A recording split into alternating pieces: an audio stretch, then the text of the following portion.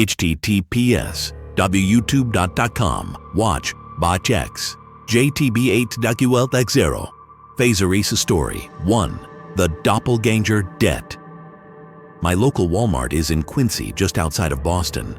It's a short drive away, and up until about a week ago, I would make weekly trips to the massive superstore to pick up groceries and cheap stationery for school. After driving over, I park my car and start making my way toward the main entrance when I hear some jerk catcalling me from across the lot.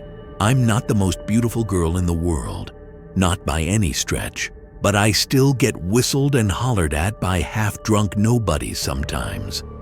I just kept walking, totally ignoring their shouts and whistles as I approached the Walmart entrance. That's when I heard his footsteps. The guy who had been shouting at me had jogged across the parking lot. I know that's hardly the most terrifying thing you've ever heard, but it really did have me on the verge of panic. What did he want?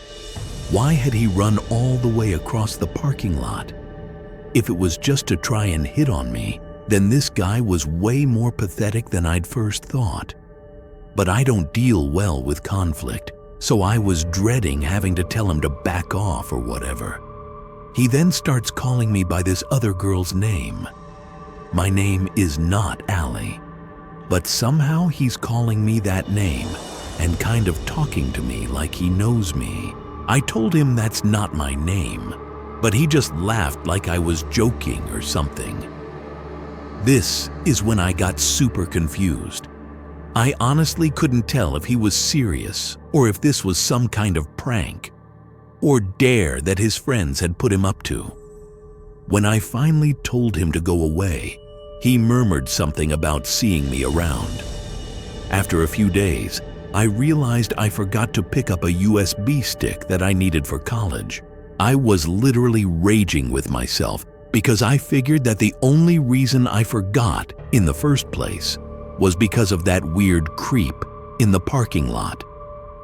He seemed harmless, sure, but I have to admit to being pretty rattled from the encounter. So I roll into the parking lot again, park my car, look around this time to make sure the same gang of dudes isn't hanging around. But like something out of a bad movie, there they are, hanging in the same spot. Only this time, as I'm looking over, I happen to make eye contact with the same dude that was bothering me. I know I messed up. As you can guess, he comes running over in the same way he did the previous time. Only this time, he's distinctly more aggressive. He starts calling me Allie again, but he's now accusing me of owing someone money. Like, a lot of money. By the sounds of it, I tell him to go screw, but he just gets wicked mad at this point and starts cussing me out in front of everyone watching. I shouted back a little, but like I said, I don't do well with conflict. I felt myself tearing up as he roared all kinds of stuff at me about how he'll get the money out of me if it's the last thing he does. He only left me alone when, in a shaking voice, I told him I was about to call the cops. I didn't go to the Walmart for a little while. I was really freaked out by what was going on, so I thought it was best just to avoid the place and let this whole mistaken identity stuff die down. Maybe it was just a big prank, but the guy got so mad last time it really didn't seem like he was playing around. So when I'm pretty sure all is blown over, I finally decide to pluck up the courage to hit the Walmart again. If the guy is there and he gets weird, I'll just call the cops. Easy. No getting upset in front of a crowd of strangers again. I drive through the parking lot slowly this time, just making sure that the guy and his friends aren't hanging around again. Nothing. No big group of creeps with bottles in brown paper bags. I was safe. It felt so liberating to not have to look over my shoulder. I practically skipped into the store to grab more graph paper, treating myself to some cheap candy since I was in such a good mood. Still smiling, I exited the store, relieved that the whole ordeal seemed to be over. I was wrong. Somehow they'd seen me driving into the lot, and there were so many of them.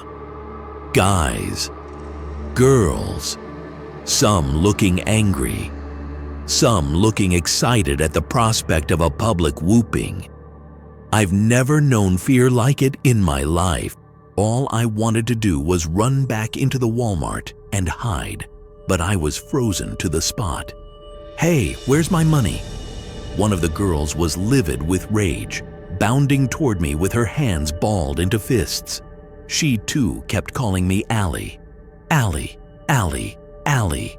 I hated that name so much, I never wanted to hear it again. The angry girl screeched about how I was dumb to think I could get away with robbing them, how I was a thieving little rat that would get what's coming to her. I tried to protest my innocence, that they'd gotten the wrong person. But all my pleas were drowned out. Phones were out and filming. The crowd expected this screeching monster to start hitting me at any moment. I remember just closing my eyes and waiting for the blows to land.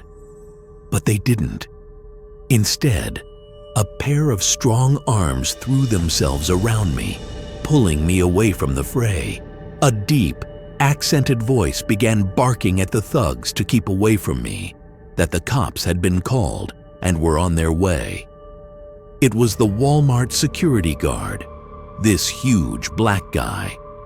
He'd seen the whole thing and jumped in before it was too late. He led me to the security office, away from the screaming mob, and waited with me until the cops came. I broke down almost immediately, a kind of ugly sobbing. I tried to say thank you, to tell him how grateful I was, but the words wouldn't come out. I just hugged him, and he shushed me. As the cops dispersed the crowd, 2 state police detectives ended up visiting me at home a week or so later. They explained that the thugs in the Walmart parking lot had mistaken me for some addict who was indeed named Allie.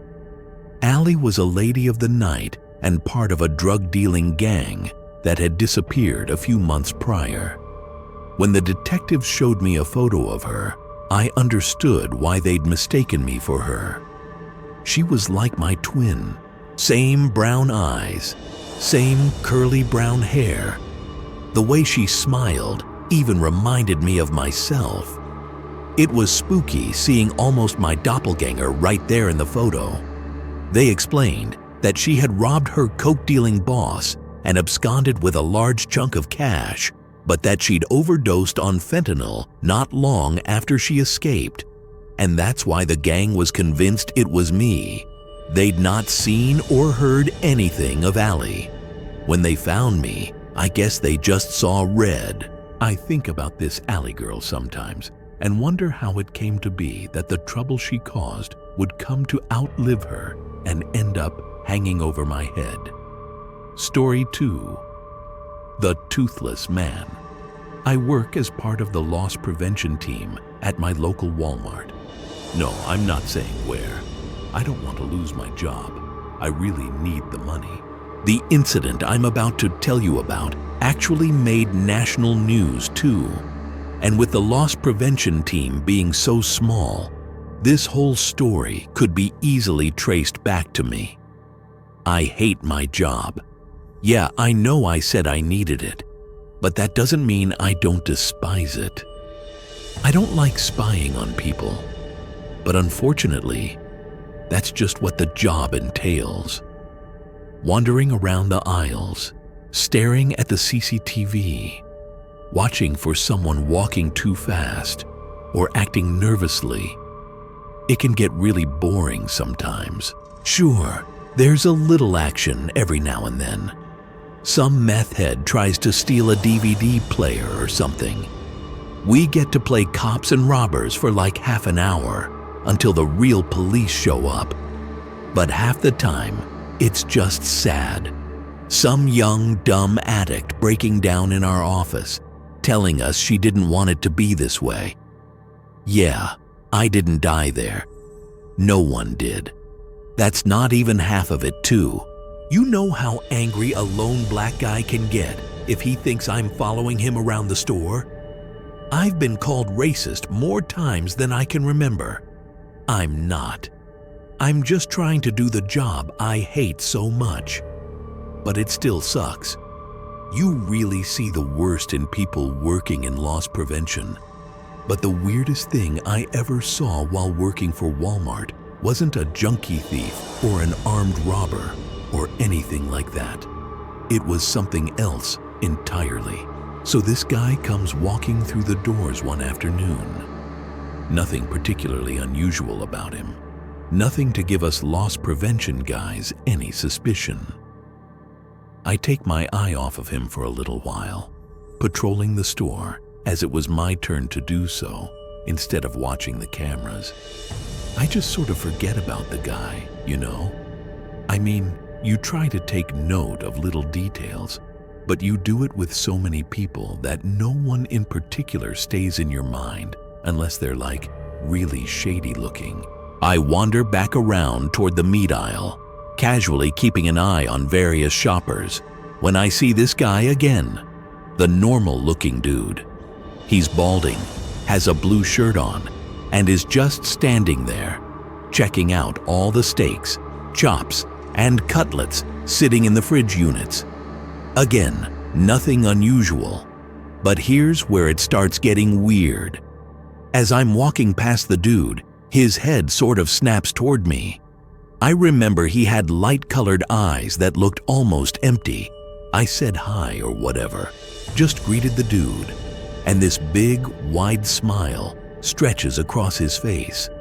The guy had no teeth. Not a single tooth remained in this guy's head. Just 2 rows of diseased-looking gums that I had to stop myself from recoiling from. I just tried not to react. I felt kind of sad for him. Maybe he'd lost his dentures or something. I wouldn't judge, you know. So I do another loop of the store, watching families try to rein in screaming kids as impatient singletons tut in their direction. I thought about how much I want kids myself, even if they can be rascals. It's something my mind wanders to often when I'm bored on the job. But as I'm coming back toward the meat aisle, something immediately strikes me as abnormal. The blue-shirted balding guy is still looking at the meat, only this time, he's not just like looking at all the meat. He's staring at it. It looked like maybe one steak in particular had caught his eye or something. His eyes weren't darting around like they were before. This time, when I walked past him, he doesn't look up. He doesn't even move. He's just frozen to the spot, staring down into the fridge units with this dead look in his eyes. I mean, I seriously don't think he even blinked, and I watched him for a good few seconds. After this guy, I didn't take my usual loop around the store. I stopped at the end of the meat aisle, watching this guy slyly out of the corner of my eye. He didn't move an inch. It was seriously like one of those street mimes. Normal people never really stand still. They fidget, shift their weight from foot to foot. This guy was honestly as still as a statue, and it was really creepy. I called it in on the radio, asking a coworker about the balding man in the meat aisle, if he was known to the loss prevention team. Came back negative. The guy I was working with that day had never seen our toothless friend before in his life. So as I'm watching the guy, still listening to my buddy on the radio, the toothless man begins to reach into the meat fridge and pick up a large sirloin steak, still packed in plastic. I start feeling like an idiot. Maybe the guy just likes to take his time selecting a steak. He is toothless, after all. Maybe he needs the right kind for his dentures. I don't know. Go figure.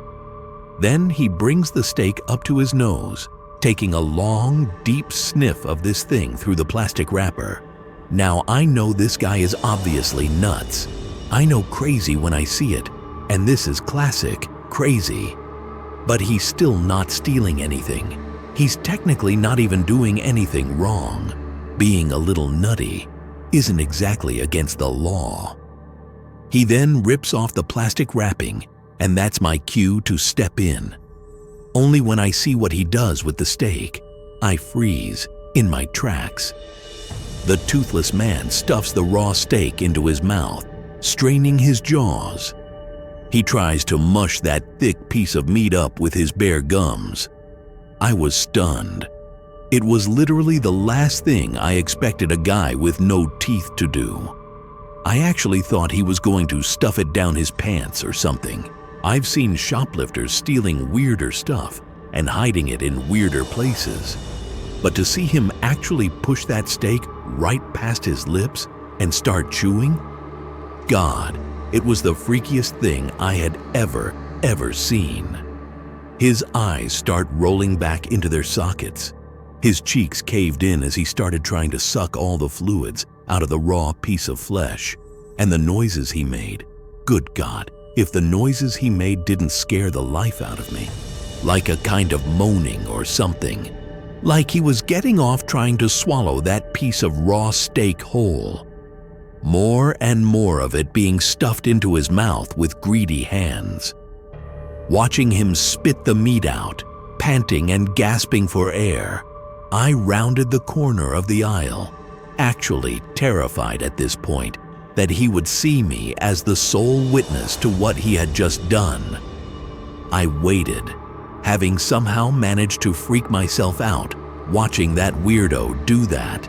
He quickly escaped the meat aisle, his back to me, as he walked quickly toward the main exit.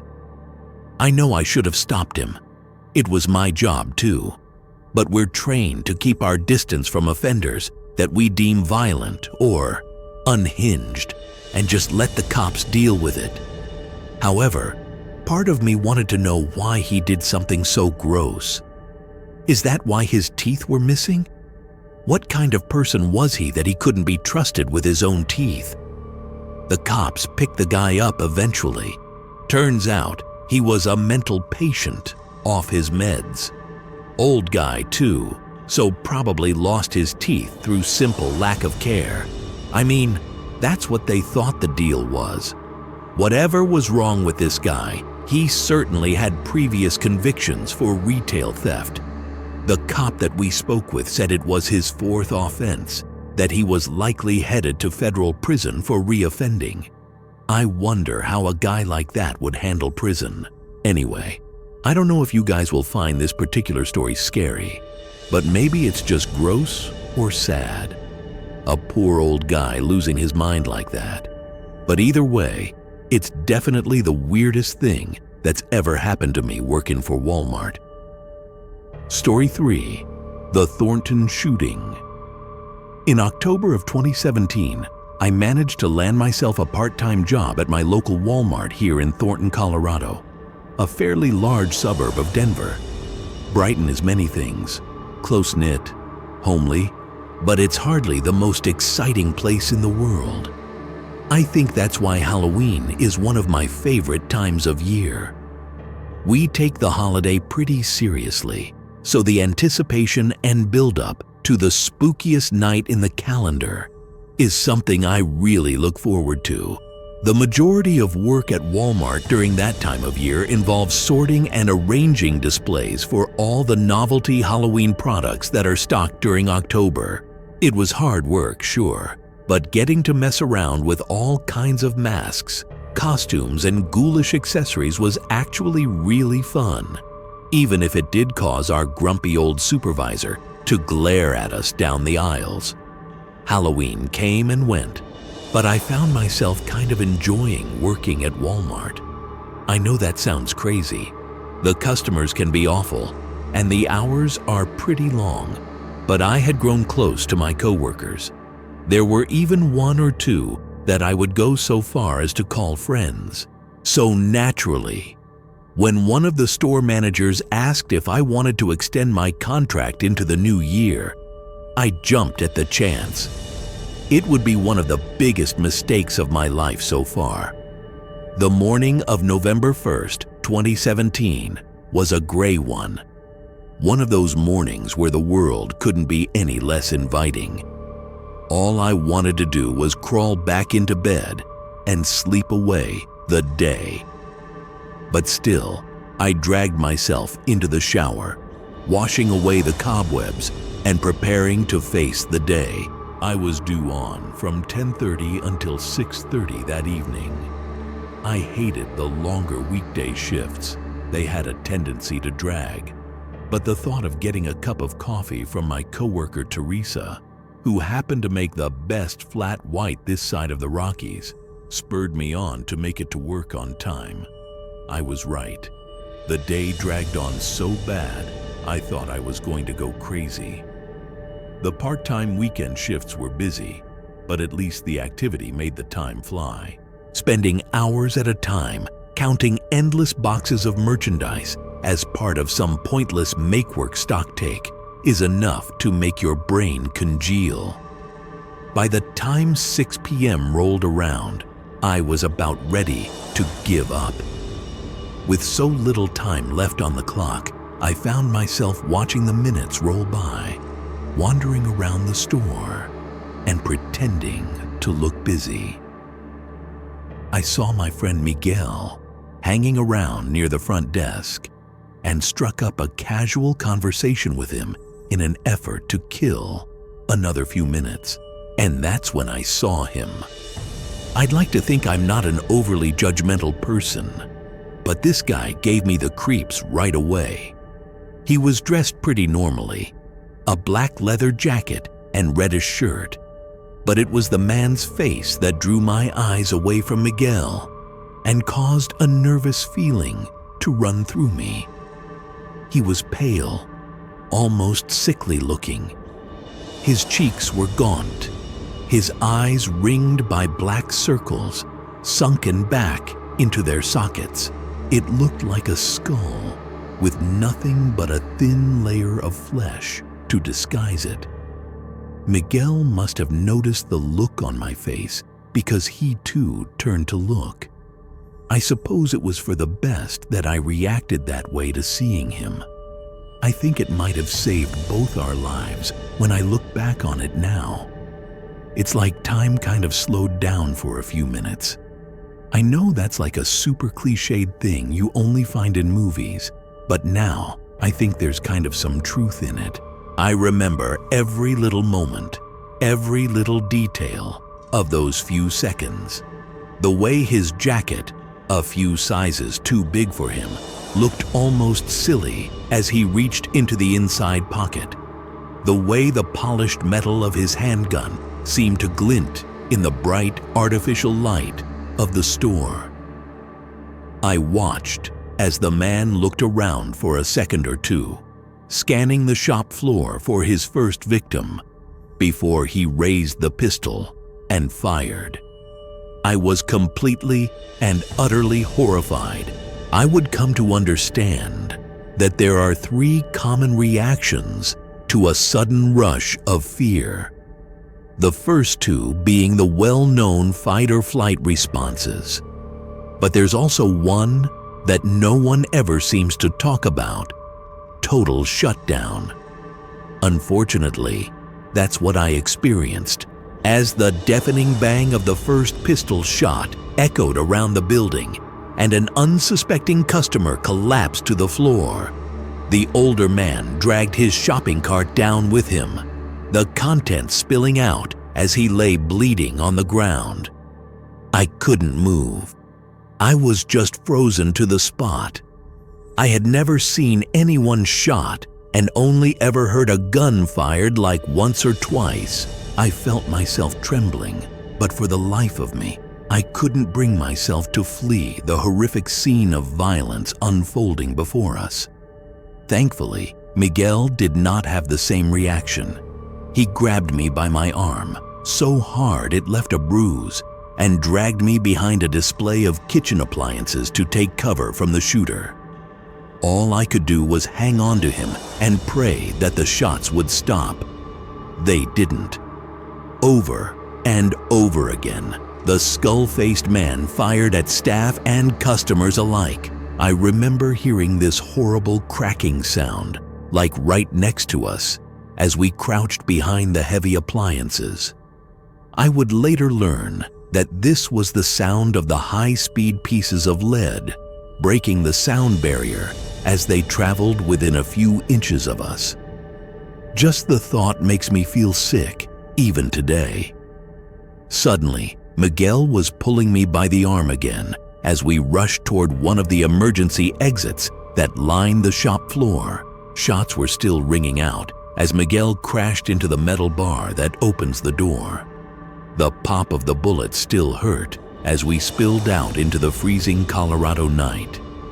Before us were two young children, maybe only about 7 or 8 years old. They were crying, asking for their dad.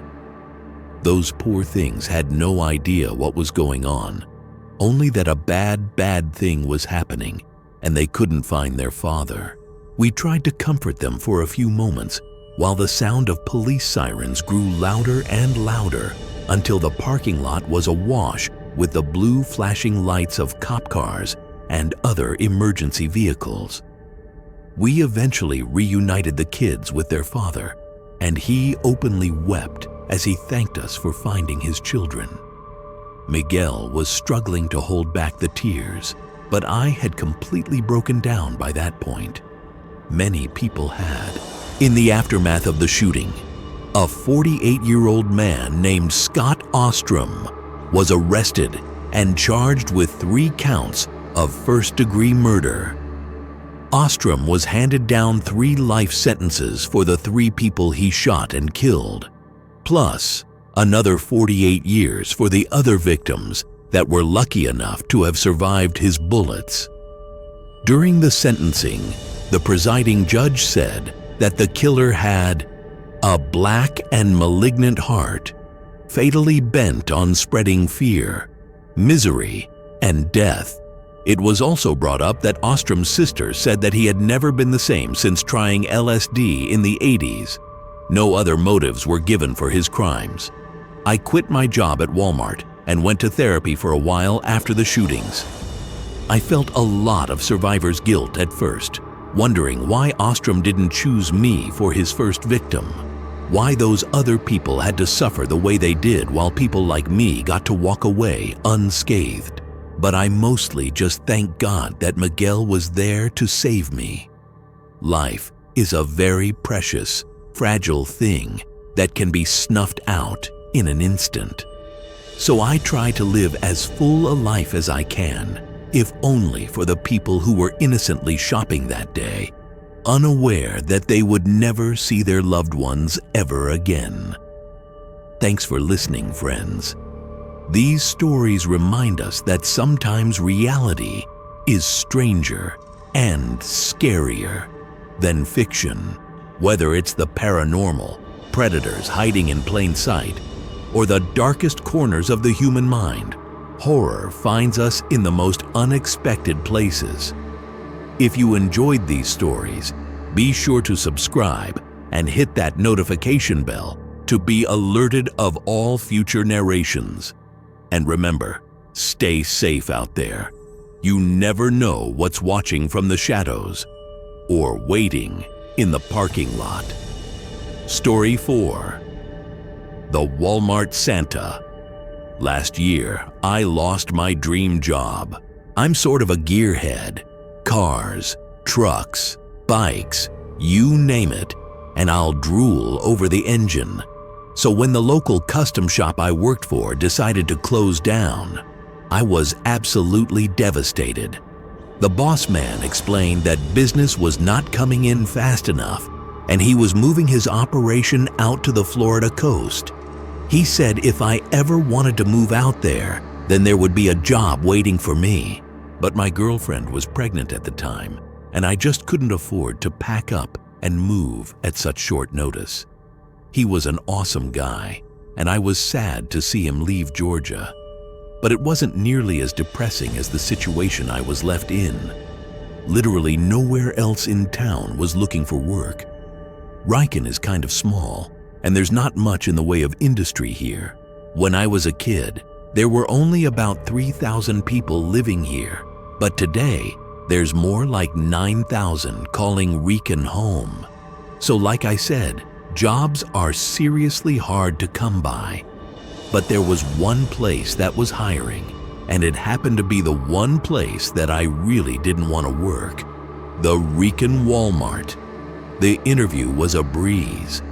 I'm pretty sure the store manager just wanted to make sure I wasn't either brain dead or criminally insane before he threw the job offer at me. Sales associate. I can take apart a V8 engine and reassemble the thing with my eyes closed.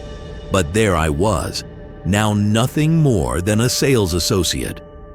By the time they gave me the navy blue waistcoat thing to wear, I was seriously regretting not taking up that job offer in Florida. Like I said, it was utterly depressing. But Christmas was on its way, so as you can imagine, I had very little choice but to just shut up and power through so I could afford presents. The last thing I wanted to do was look like a bum in front of my pregnant girlfriend. As December rolled around, I started to notice job adverts for a Walmart Santa, you know, the kind. An older dude who sits in a little grotto so screaming kids can sit on his lap and present him with a list of demands. Having to work at Walmart sucked, but it could have been worse. A few months down the line, that could have been me applying for Walmart Santa. We built a little grotto out of painted cardboard, scattered fake snow around, and wove Christmas lights around the horns of fake reindeer. I've always been a big kid when it comes to Christmas, so for a little while, working at Walmart didn't suck quite so bad.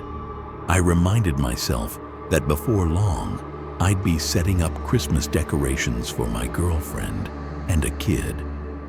Little thoughts like that helped me get through the day. When the grotto was built and December 1st rolled around, it was time to open it up to the public. I was in a kind of good mood, tired from the early morning starts, but full of Christmas spirit.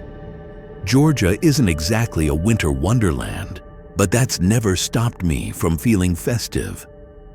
On my way to the staff locker room that morning, I passed a very grumpy-looking guy who was wandering up and down the aisles. I greeted him with a cheery, "Merry Christmas, sir." It was pretty much mandatory for staff to do that, but I never had any problem with it. But all he did was scowl at me. He had the kind of face that looked like it hadn't smiled in decades, like it might crack his facial features if he even tried. I just shrugged off his rudeness. I get that some people aren't into Christmas, and I try not to hold it against them. But you can imagine my surprise when I stopped by the manager's office a short while later, only to find that same dude being given the old moth-eaten Santa costume we kept for the yearly Christmas grotto. The same guy who looked like he didn't have a festive bone in his body had been hired for Santa's job. I think I might have laughed if I wasn't so stunned. Walmart management makes some dumb decisions on a daily basis, but this was like a masterpiece of bad hiring. When the sour-faced old dude left the manager's office without a word of thanks, I gave my boss a look of confusion, as if to say, "This guy, really?" The store manager replied with something about him being willing to do the job for free. Otherwise, they would have hired someone a little better suited for the role. Elwin's a volunteer. He's doing this out of charity. Elwin. No wonder he was in such a terrible mood all the time. Poor guy's parents gave him that dumb name.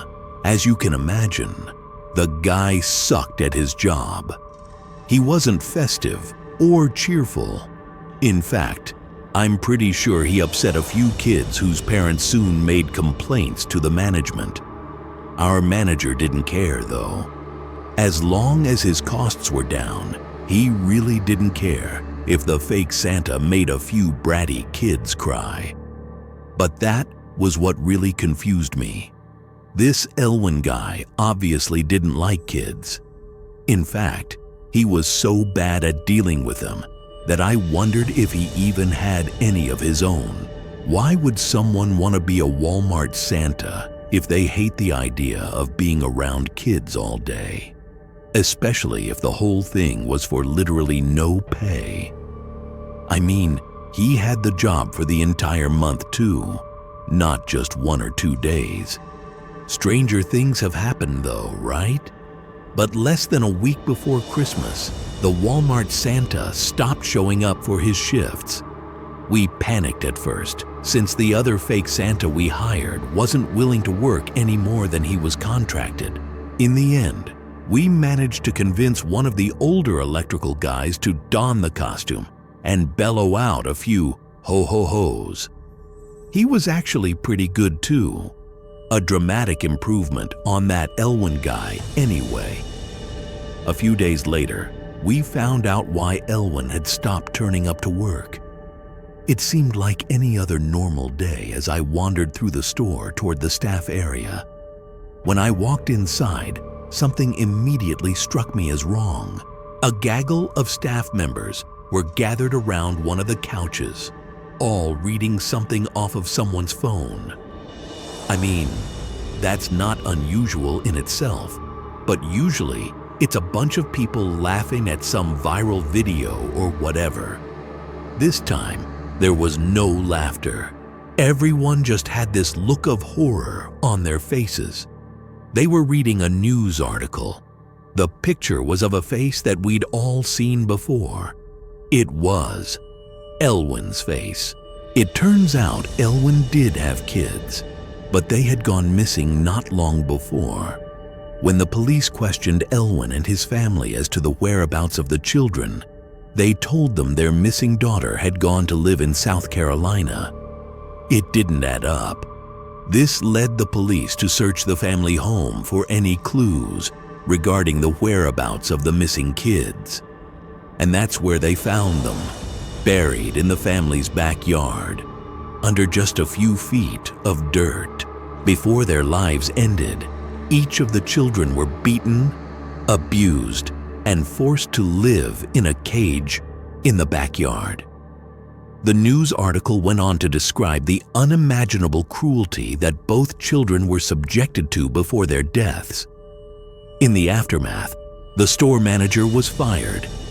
He was found to have put hundreds of children in danger, all in an effort to save a few dollars around the holidays. It seemed like Elwin Crocker had used the Santa job as a cover for his crimes. No one could expect someone who volunteered with children to be capable of such horrific acts of sadism. I quit my job at the Rican Walmart not long after, having saved up a little money, enough to find somewhere temporary to live in Florida while I got my job back at the custom shop. It wasn't hard to convince my girlfriend to move out of Georgia after the whole terrible series of events. In fact, she was almost as keen to move as I was.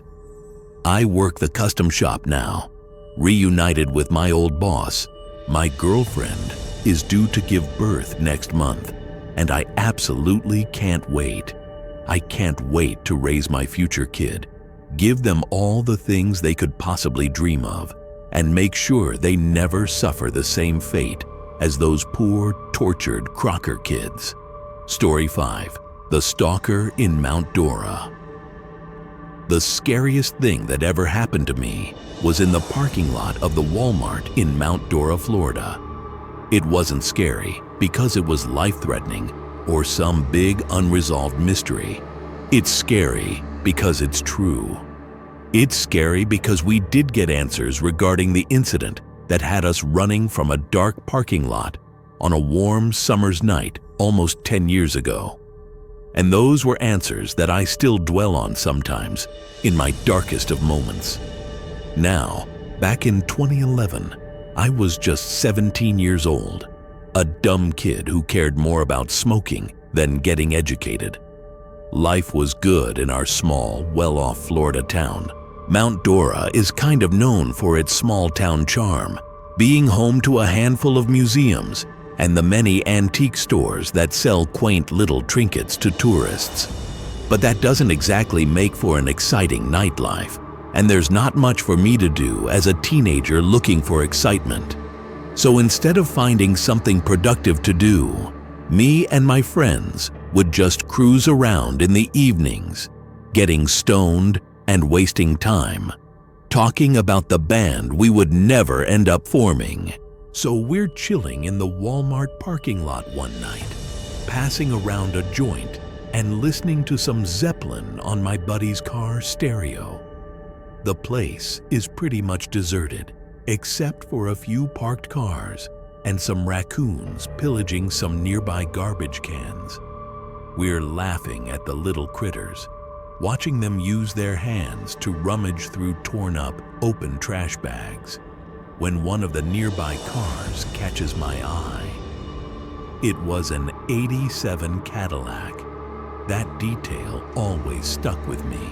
It was filthy, like seriously nasty looking, like the only washes it's ever gotten were from the heavy Florida rains. What's more, the inside of the Cadillac was filled with trash. Not like a few fast food wrappers on the dashboard and some junk in the trunk. I mean, like pretty much all you could see inside the vehicle was all kinds of garbage.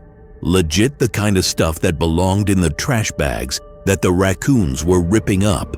I wondered what kind of bum owned that thing, how they'd let all that stuff just build up and build up until their car looked more like a dumpster than a sedan. But I didn't really think any more of it. Not until I saw something moving among the garbage. I told my friends, pointed over at the mobile trash can, and told them something was moving around inside it. They instantly laughed, telling me I was seeing stuff and that I shouldn't smoke so much if I couldn't handle it. At the time, I just laughed too, thinking that they might have been right.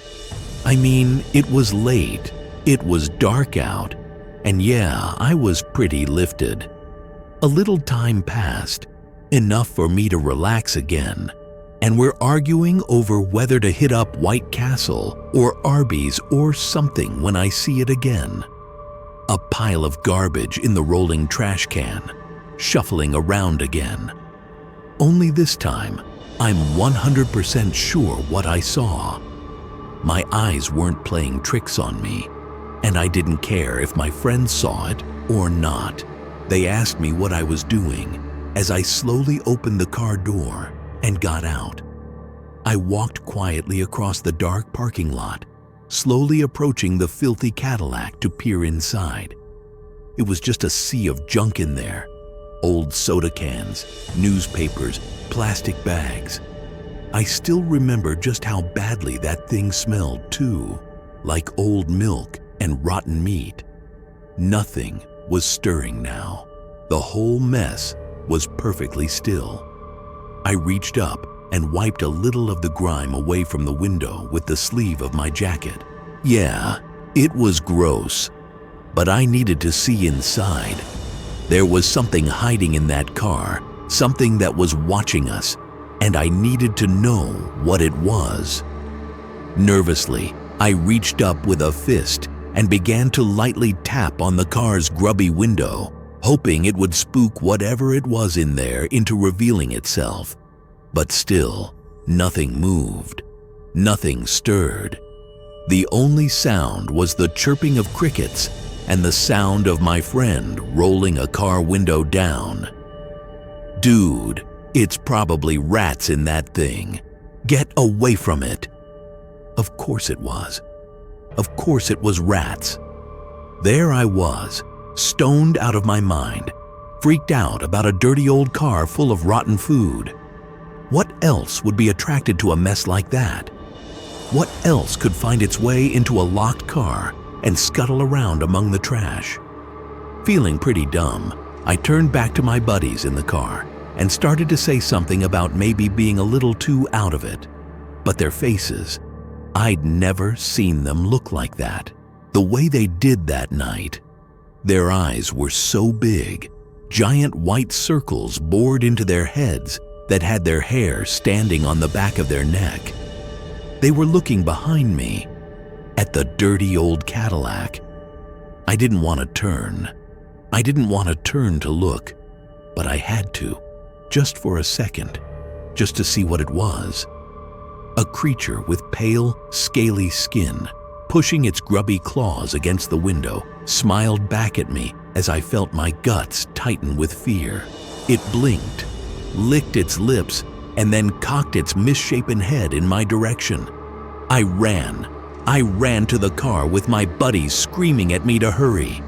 I practically dove into the passenger seat as we roared off into the night, tires screaming on the tarmac as we escaped. We were terrified, too freaked out to think about eating. With our highs totally ruined, we headed home early to sleep it off and try to forget. The next morning, I was eating breakfast, watching the local news, when a story came on that almost made me spit out my cereal. On the TV screen was a dirty Cadillac, the same dirty Cadillac that was filled with a pile of garbage and rotten food. The news anchor was talking about what had been found among the junk, something that had been living amongst the trash that had caught my eye just the night before. It was a kid. 3 kids, actually. Children left to sleep in that car by their neglectful addict parents. The scales I thought I saw on the one kid was actually secondary burns from where the parents had spilled hot coffee on the poor little guy. The news anchor explained that because of the drugs and alcohol found in the vehicle, there was little to no chance that the kids would be returned to their parents. Part of me was kind of glad for that. It got me thinking. We obsess over fictional monsters, things that lurk in the shadows, things that go bump in the night. But the things that we really should be afraid of aren't the fiends that haunt our imaginations, but the monsters we create in reality through gluttony, sloth, and indifference. Story 6. The aunt. My mom is the youngest of 7 girls. Her oldest sister is 20 years older than her. And all I knew about her was that she had a history of mental health disorders that she did not treat, and that my mom had not spoken to her since she was about 10 years old. To be honest, I didn't even know this aunt existed. One day, when my brother and I were about 6 or 7, my parents sat us down. They showed us a picture of our aunt and told us that if she tries to talk to us around the neighborhood, to immediately run to the closest house and call them right away. They said that she is dangerous and to treat her as a stranger. My brother and I were so confused because it was my mom's sister. But okay, fast forward about a year, and my family is at my cousin's basketball game. This is the daughter of the aunt in the story. My aunt had walked out on the family about 10 years before, so there was no reason to think that we would see her. My brother and I begged my mom to let us get something from the snack stand, so we went over and stood in line. I felt a tap on my shoulder and turned around. It was my aunt. At least, it was the woman in the picture. She said, "Hey, I'm your aunt."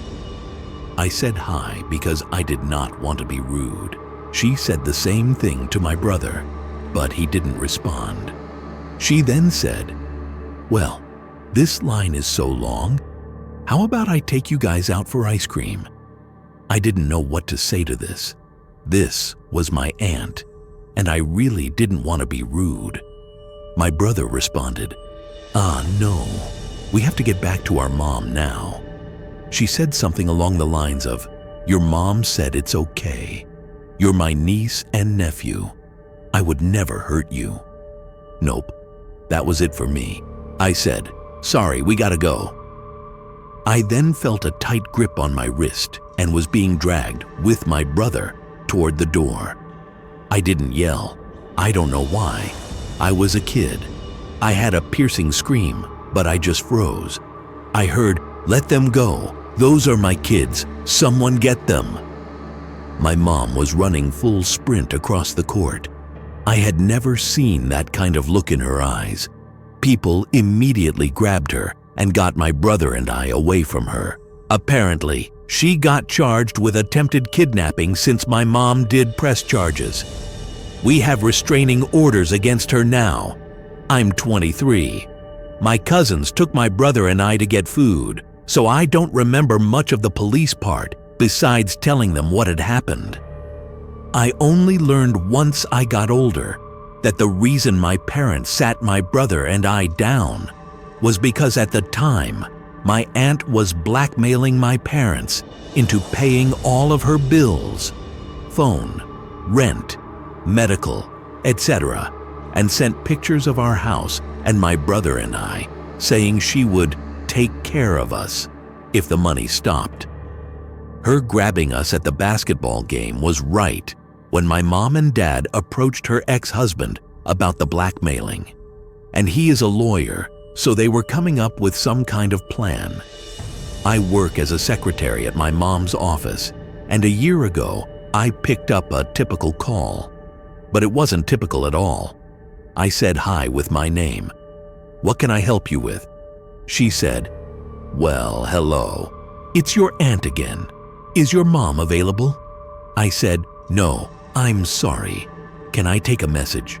And she said, "Just tell her I'm a free man now, and I know where she is. I know where you all are." Hung up. I told my mom. She told me it was okay and that I shouldn't worry. But I still worry. She will find me or just show up at any given moment. Story 7.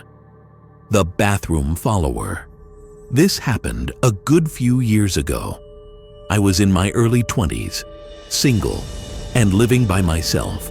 Most of my family lived about a 4-hour drive away from me. I was working for a small call center that provided, among other things, phone services for a 24-hour plumbing company, so they needed someone on the line at all times. My shift ran from 8 p.m.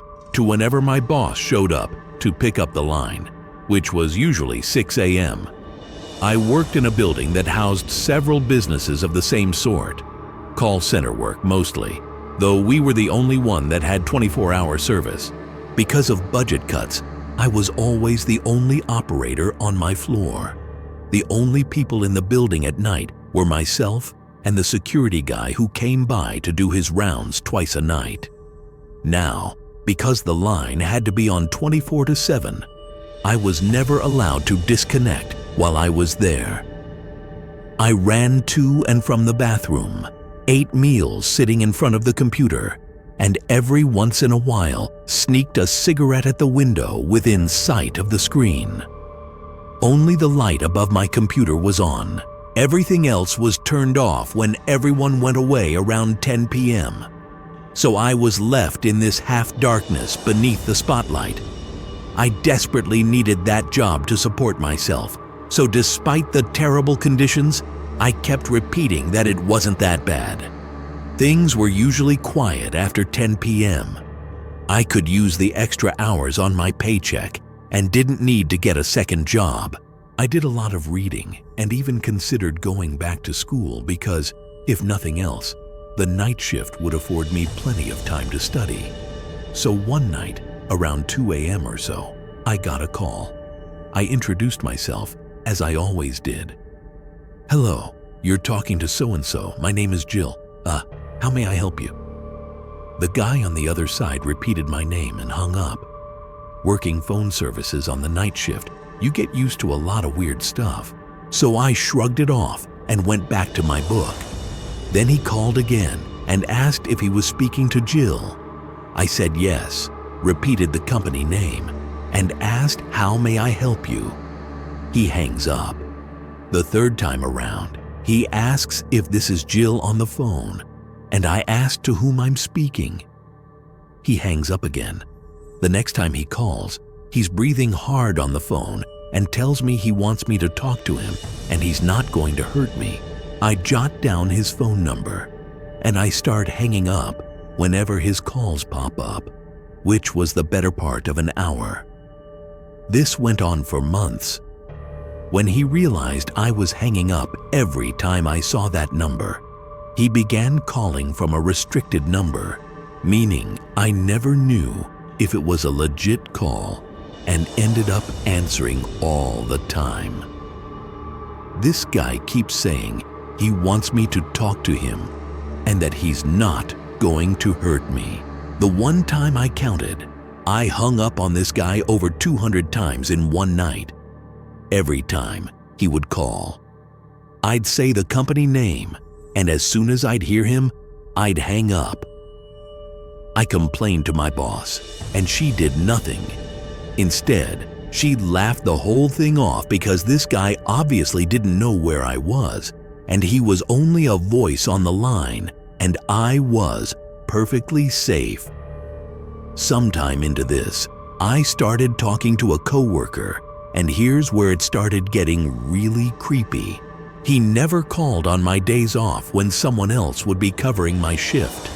Indeed, at one point, I changed shifts with a coworker to attend a wedding, and he didn't call that day.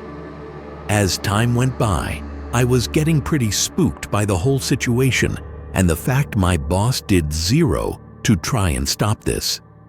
My coworkers were sympathetic and told me that if my boss did nothing, I should file a complaint myself.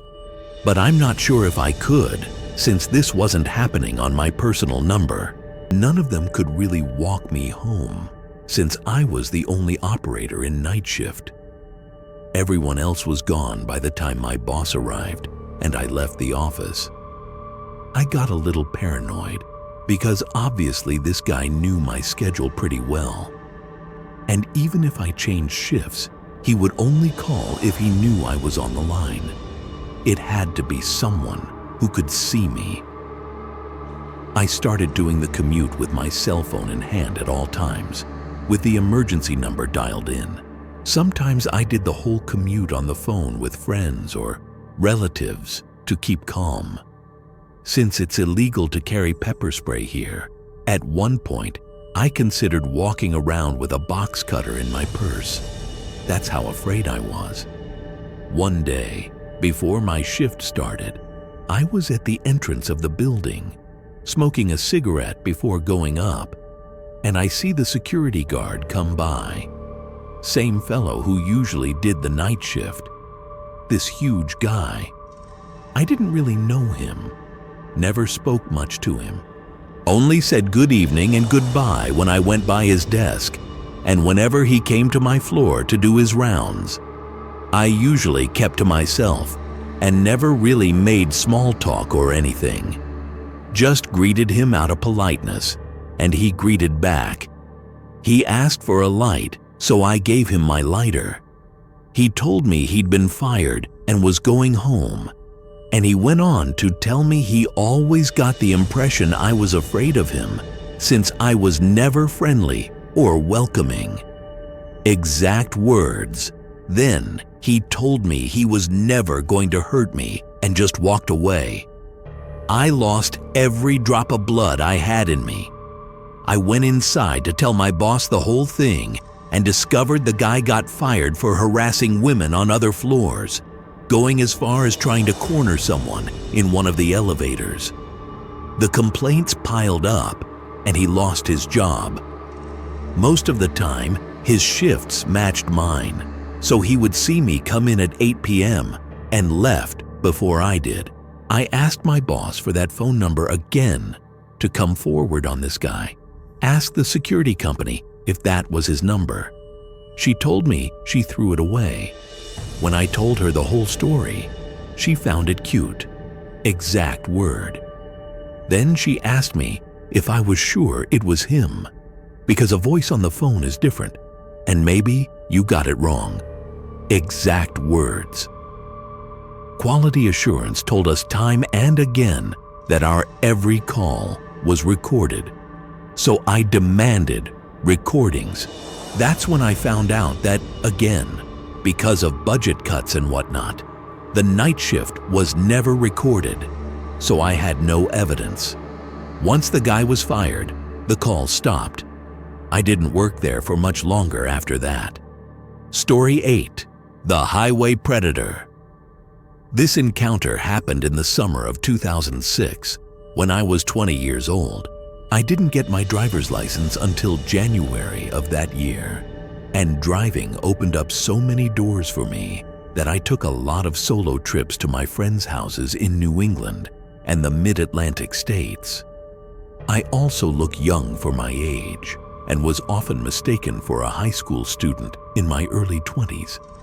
I was driving alone on I-78 on a random July day, on my way to visit my friend in southern PA for a long weekend. Her parents were away, and we had the house to ourselves and were planning on drinking and hot tubbing and watching Planet Earth, maybe running around some cornfields at night. I was so excited and had a great drive, listening to good music, and it was a beautiful day for driving. Right after I crossed the border from New Jersey into Pennsylvania, I stopped at one of the first rest stops to get gas and snacks for the last part of my drive. I've tried to figure out which rest stop this was and can't identify it, but it was a gas station with a large mini-mart.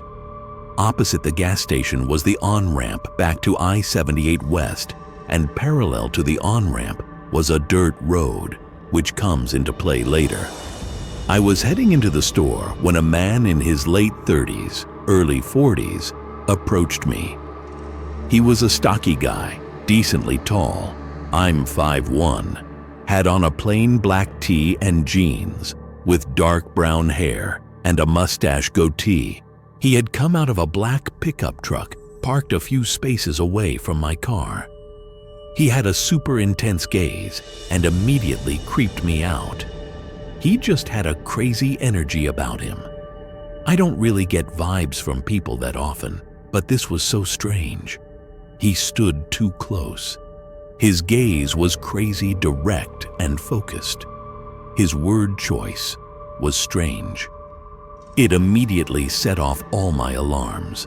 He asked if I was from the area, despite my Connecticut license plate, where I was heading, and if I knew of anything fun to do because he had plans later and time to kill beforehand. He invited me to go play mini golf or watch a movie with him. I didn't answer any of his questions, declined his invitation to hang out, and told him I didn't know the area, and walked away toward the store. I was blown away that he asked me to go somewhere with him. He was so random and uncomfortable. As I was walking away, he actually screamed out, "You're gorgeous!" And the volume and tone made my hair stand on end. It was so aggressive and inappropriate, and he startled a family walking out of the store. It was so loud.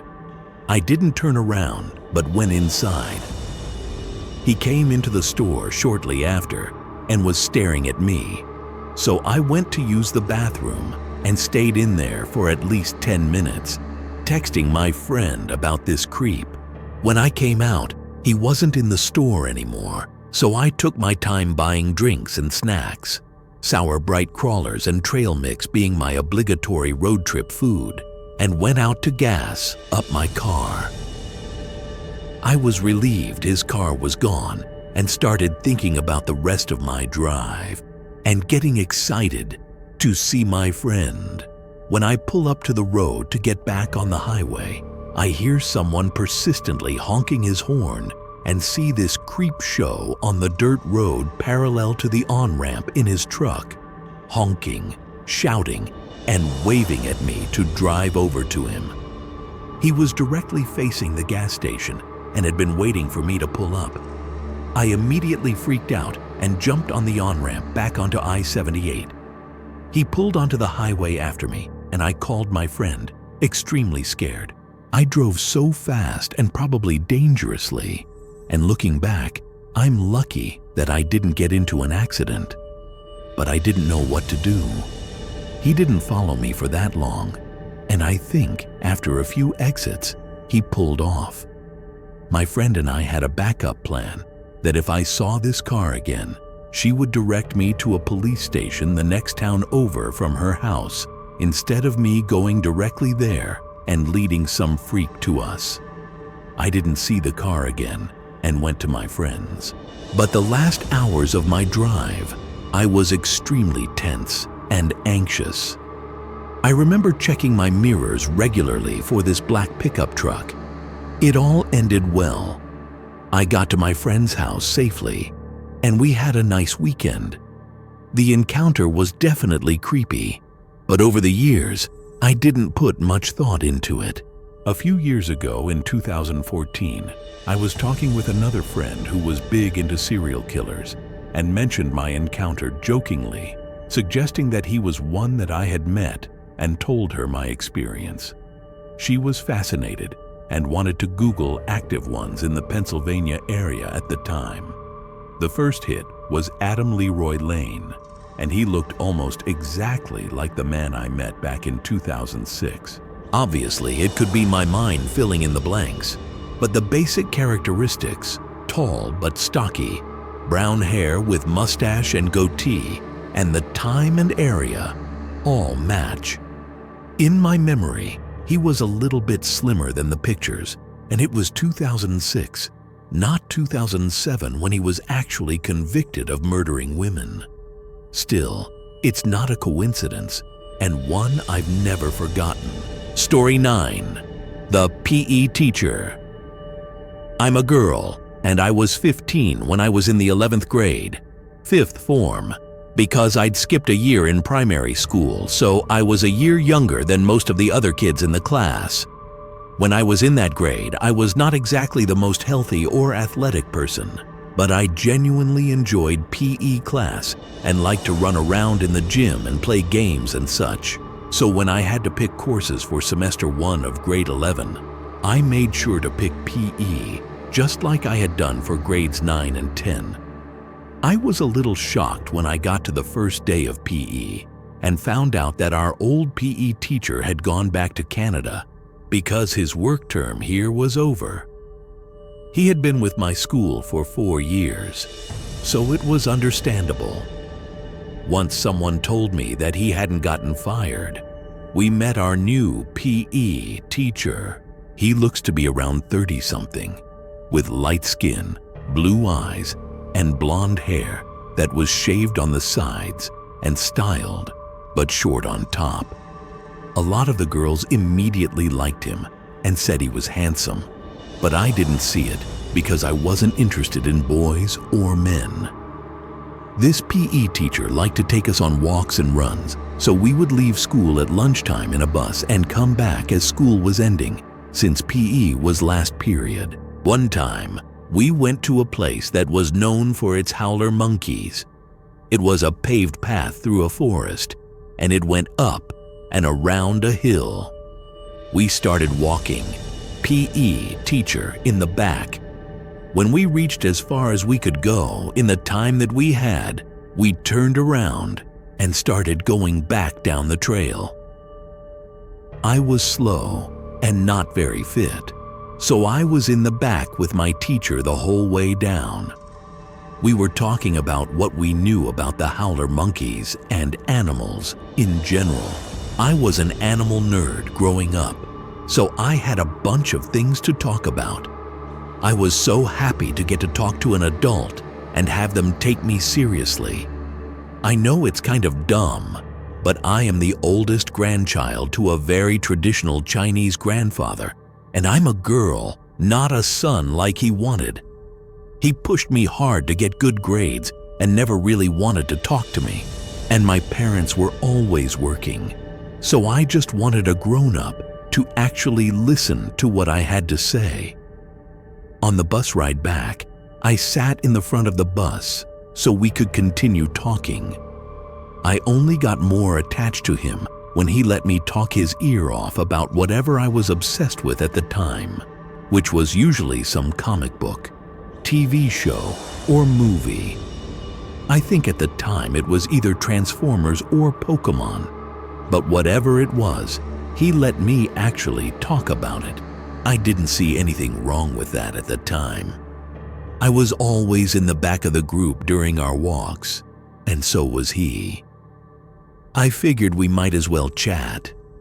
He'd like to touch my hair sometimes, but I was used to that because my hair was so long.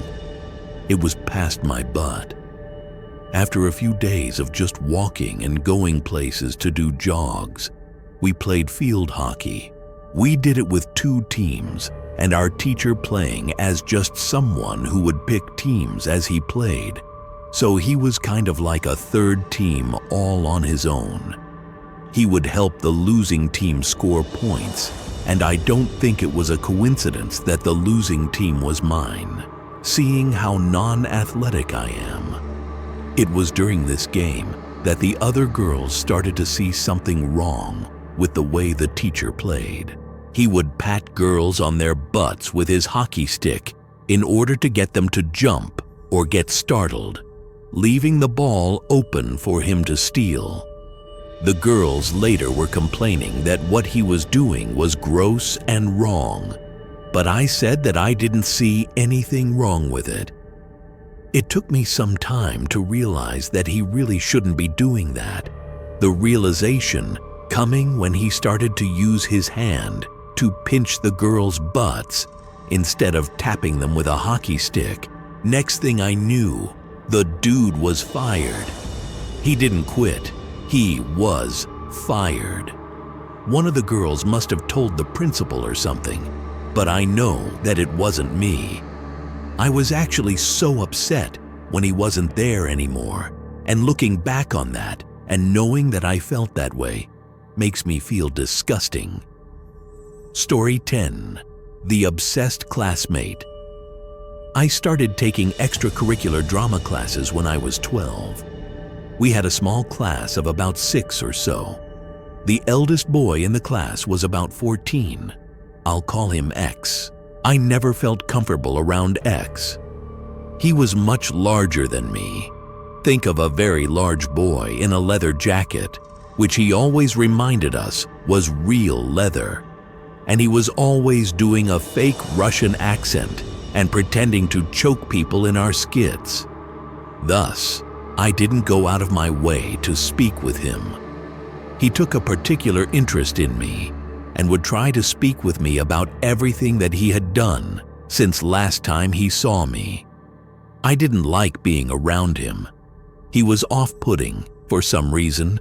I would complain to my mother all the time about how I found him creepy, and she found it amusing. As the years went by and our class got larger, he would still try and talk to me quite a bit every lesson. However, things only got worse. It started when I noticed that he would follow me around the room. We did these exercises where we would do different styles of walking, such as we would run like our baby buggy had started rolling down the hill. Once I noticed he was always behind me, I would start to do crazy random patterns to try and lose him. I never did. I thought this was odd, but I found it a bit funny. I was only 13 at this point. I, again, would complain to my mother, and she suggested that he had a crush on me. I soon noticed that he would try and sit and stand as close as possible to me if he was already sitting down, and I chose to sit somewhere else. He would stand up and move to where I was. I was starting to get really unsettled around him by this point, but I thought he would stop eventually. He only ever did small things like this, and I didn't think anything was seriously wrong. Then we got to the start of last year. By this point, I had a boyfriend, though I hadn't publicly said this to my drama group, because why would I have? I was 16 and X was 18. My mother had started to drop me off half an hour early at drama because she had to get ready for work. I was fine with it, as I had time to do some reading on my own. That was before X had realized that I was coming early on my own. X started to arrive even before I did. My mom's car would drive up, and I would see him trolling. I'm serious when I say this. He would walk up and down the street, watching for my car to arrive. When he saw me, he would then walk up to the door to my drama class and hold it open, waiting for me. It filled me with dread to see this, but my mother brushed off my complaints and said he was just being nice. I would have to wait alone with X for at least another 15 minutes every week. We would sit on a bench, and I made sure I sat with the wall on one side of me and my bag on the other, so he couldn't touch me. By this point, I had grown quite afraid of him. He had a tendency to get angry and had recently yelled at a group of students for not thanking him when he held the door open for them. Then one day, he attempted to ask me out. He was all stuttery and was clearly trying to ask me something, and I knew immediately what he was trying to do. I begged for someone to arrive, and funnily enough, my boyfriend arrived, and X was interrupted. I wasn't out of the woods yet, though. Due to drama exams, we started to have 2 classes a week. I was fine with the second class as my mother did not have to work, but I was still stuck seeing him. I didn't tell anyone that I thought X was trying to ask me out, as I had no proof that he was, and I thought people would think I was silly. The following drama lesson, he did ask me out, and I tried to gently reject him. I was slightly relieved because he just went silent before another classmate arrived. This just made things worse. He started to come really close to me in class and would shove himself in between anyone I was sitting next to. When I would talk to a friend, he would stand directly behind them, watching me, waiting for an opportunity to speak to me. I was utterly terrified. The pinnacle of this was the day of our drama exam. His exam was 2 hours before mine, yet he was there when I arrived for mine. Once mine was over and I went to leave, he followed right behind me. I sprinted down the road to the train station to get home, and he was right behind me. I don't know how long he followed me for, but I hid in the girls' bathroom at the station for about a half hour. I worked up the courage to tell my drama teacher, who subsequently called his horrified mother. His mother knew what was happening and was just about to call my drama teacher. X had told her that we were all going out for lunch when the exams were over, yet another person's mom had told her we weren't. Thus, she parked her car near the exam and waited to see what was going on. She saw me looking hysterical, running down the road. X had already told her of my rejection. I don't know when she confronted X, or what she said, or even how long X was following me before his mother stopped him. Our next drama class was 3 days after the exam and 2 days after I told my drama teacher. My teacher arranged an intervention between me, X, and his mother. I was pulled out of drama to talk to them. His mother apologized to me and thanked me for not calling the police, as he was an adult and could have been charged. I don't recall much of the conversation, as I was in such a state at the time, but I do remember X calling me the most stunningly beautiful girl that he had ever met, and that I was wonderful. He apparently thought that he could get me to break up with my boyfriend before the end of the term. The one sentence that stuck with me was his mom telling me that he would apologize to my parents at the parents' evening, the last night of term, where we would show off our skills to the parents, which happened to be the following week, for the grievous harm he imposed upon my family. He and his mom left. I stayed as far away from him at the parents' evening as possible. He apologized to my parents, but I did not stay to hear that, and I have not seen him since. Story 11. The Catfish Stalker. I've had my Instagram for about 5 years. I post pretty simple photos, ones of me, and I'm a photographer and an artist, so a good amount of pictures that I take as well. I don't have a large following on Instagram, so considering this started about 4 years ago, I probably had about 2,000 followers, and most of them were friends, family, or friends of friends. One day, I posted a screenshot on my private Instagram of someone random viewing my story. I'm not sure what the context was, but it doesn't really matter. Soon after, a friend of mine pointed out that one of the Instagram accounts that was viewing my story had a profile picture that was a photo of my friend. So I immediately went to their account. When I went on their account, I noticed that all the pictures were once screenshotted from my account, and I immediately started freaking out. They went by a kind of Russianized version of my name and had around 1,000 followers.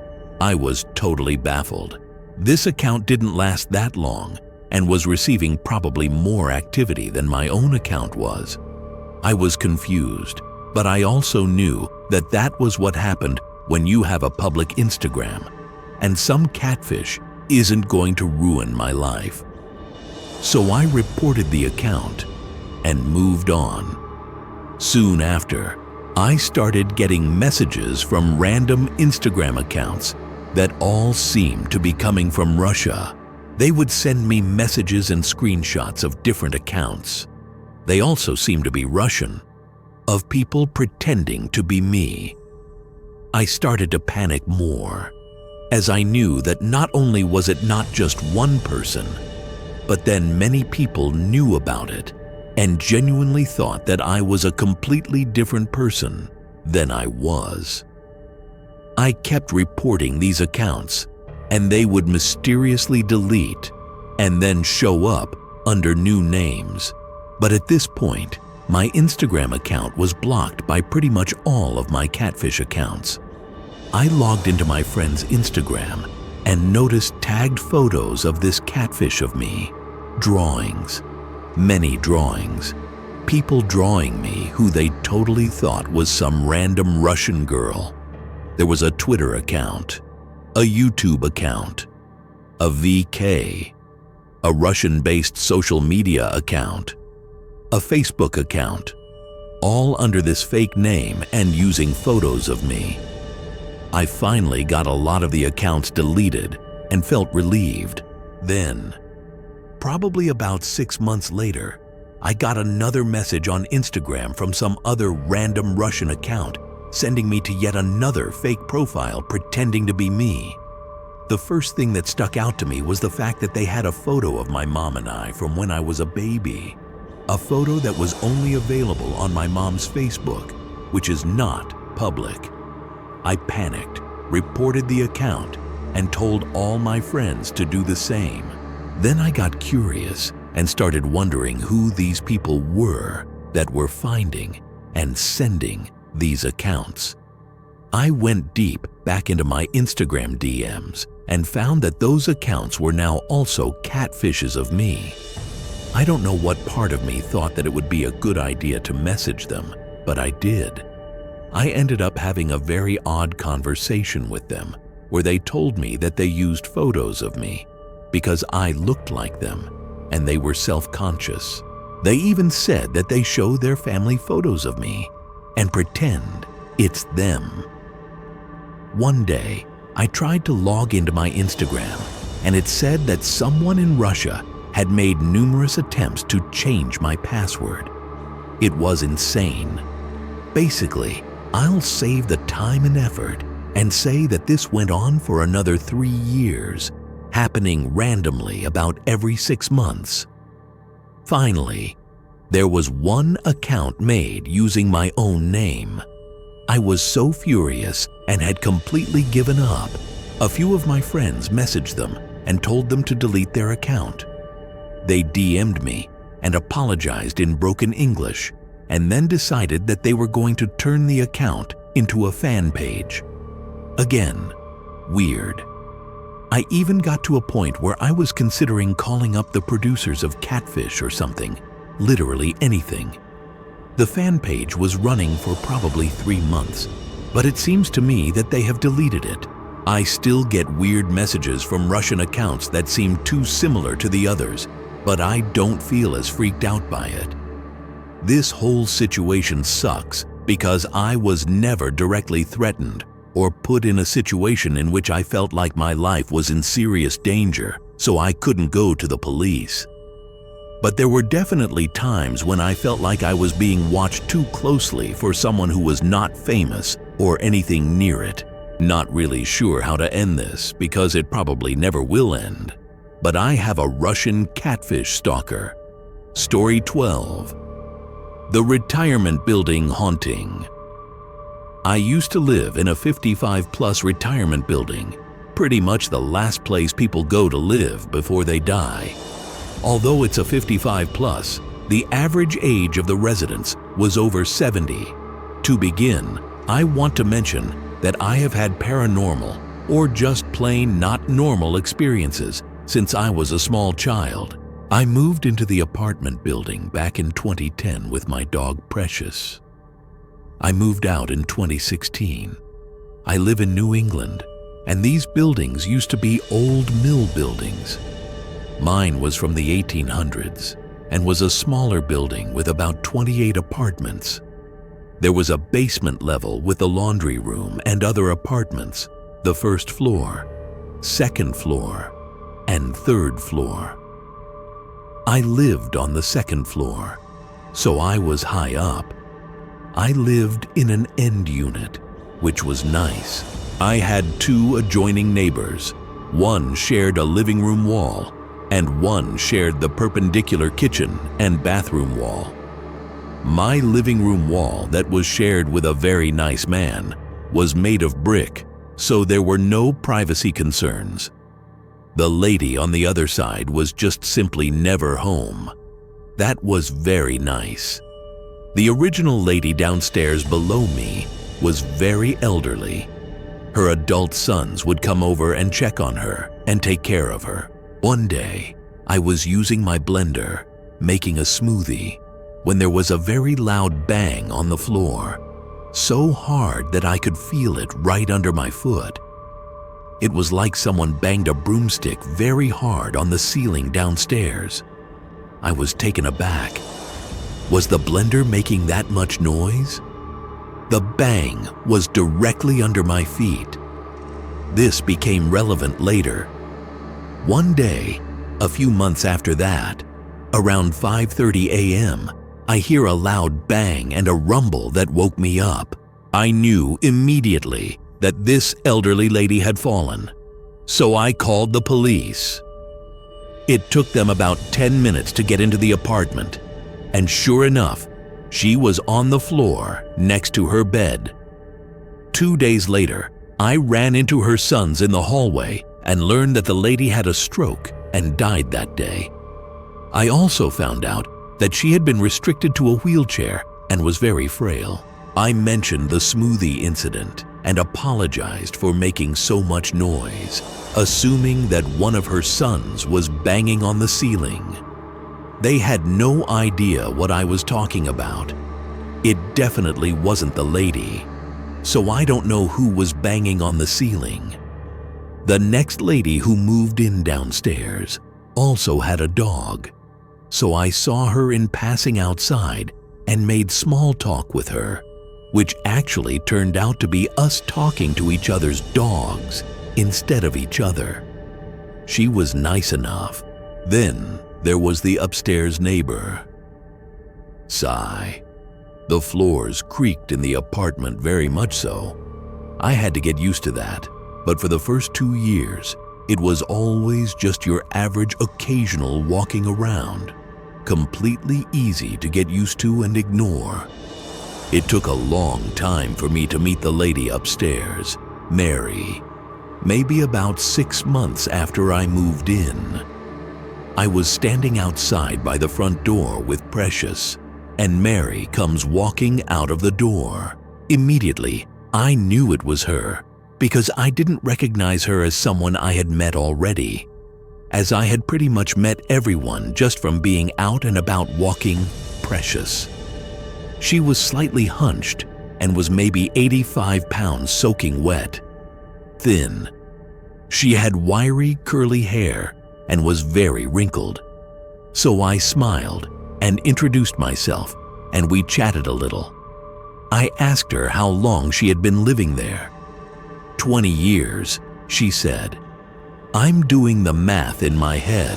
As this is a 55-plus building, this was a little bit shocking to me, her being there that long, living by herself. But hey, she's an old maid, so am I. So over the next few years, everything was really nice, although I didn't notice that my dishes were going missing, but I just kind of explained it away as me being mistaken. I also started noticing that a few times, for several weeks at a time, every time I went to the bathroom, Mary was in the bathroom upstairs, walking around. Creak, creak, creak, then flush. I totally thought this coincidence was hilarious. It would last for a few weeks, then stop for months. The end of 2013 was a very dark time, however. In November, during Thanksgiving, Precious got really sick and started coughing and couldn't breathe. And by the next week, December 4th, she passed away from heart and lung cancer that I had no clue she had. She was 8 years old. She was a bichon frise and should have lived until at least 12 to 14. I was devastated. I spiraled down into the deepest depression one could ever get into. I just wanted to die and go with her. My mind was gone. I didn't cry. I wailed for hours. I pulled out my son's old teddy bears and hugged, slept with, and cried on them. My heart ached. My stomach hurt. The vibes in my apartment changed. My son would tell me that it just felt different in there. Weird. Uncomfortable. The energy I was giving off permeated the entire place. Despair. Darkness. Pain. During my crying fits, while on my bed, I could hear the familiar creak. Creak upstairs, right above me. Then it would go quiet. Then creak. Then nothing. I felt so uneasy, wondering if this woman was listening to me cry. The separation between upstairs and downstairs was just the subfloor upstairs and a drop ceiling downstairs. No insulation, no cement, nothing. I could hear everything between floors. Around December 21st, I found my new little girl. Her name is Buffy. She was 8 weeks old and very tiny. It was still very hard for me to get through the day, and I still cried very much, but the needs of Buffy helped to keep me moving. In 2014, when Buffy was around 3 months old or so, I would leave her in the kitchen with gates up whenever I left the apartment. She would have access to the bathroom where her pee pad was. My bedroom was near the kitchen, so I made it a point to close the bedroom door every single time I left the apartment. This was as important to me as making sure the stove was off or the iron was off. I never forgot to close that door. She was still at the age where she got into things, and my room just wasn't puppy-proof enough. At times, I would come home, and the bedroom door would be wide open. I'm talking all the way open to where the door was against the wall. Even if I accidentally left the door open, I never opened the door wide, and this gave me chills. At first, I convinced myself that I must have left it open, but I knew deep down that I didn't. But that was the only thing that made sense because no way someone would break in. There's no sign of a break-in, and it's not like I live in a high-crime building. I mean, come on, just a bunch of quiet old people. Once, I was taking a shower, And of course, I closed the bedroom door because I couldn't see Buffy. When I got out of the shower, about 10 minutes later, the bedroom door was wide open again, all the way to the wall. I got a sinking feeling in my stomach. Things just kept escalating. I would be woken up in the middle of the night by various things. One night, I was woken up by a man loudly saying, "Hey!" The sound was right outside my room, around the corner, in the living room. I'm frozen, thinking an intruder's in here. I'm wide awake, feeling around for my huge hunting knife that I keep next to my bed. Then I hear again, "Hey!" I lay there, waiting for him to come into my room. I don't know how long I waited there, but after a while, I got enough guts to go check it out, knife in hand. I slowly walked around the corner to my living room. I keep a nightlight in my bathroom, so the living room was slightly illuminated. I did a quick scan of the living room and saw nothing. Then I went closer to the sofa and looked behind it, and there was nothing. Then I looked in the doorway. Nothing. There was just nothing. So I went back to bed. I thought about it for a while, then creak, creak, creak from upstairs. I'm thinking, good Lord, she's nosy. It's like 3 a.m. Why is she up, and how does she know that I'm up? I was sneaking around my apartment, trying not to be noticed in case there was an intruder in there. Okay, I'm just thinking too much. Just another coincidence. She probably just went to the bathroom. Old lady bladder. In 2015, things really hit the fan. It was the worst year there ever. Me coming home to the door being open continued. The missing dishes continued. I had more incidences where I woke up at night. Once, there was a growl that woke me up. It wasn't Buffy. She was still sleeping next to me. Then another time, there was a loud banging on the front door. I looked through the peephole. Nothing. Then the banging on the floor started again. One night, I was in the kitchen washing dishes, and there was a familiar bang right under my foot. It happened again the next night, right under my foot, but this time I was cooking at the stove. How do they know where I'm standing? This is the lady downstairs, of course. I didn't understand what I did. I was just standing there cooking. I wasn't making a lot of noise. I was so angry that I reported her to the office the next day. The office administrator informed me that the lady downstairs wasn't home for the past few days because she had a mild stroke and was in the hospital. Okay, so this lady had a stroke too. I would hate to live in that apartment, but I digress. I just didn't know what to make of that. I want to make a note here. Remember I said that between the floors, there is just subfloor and drop ceiling.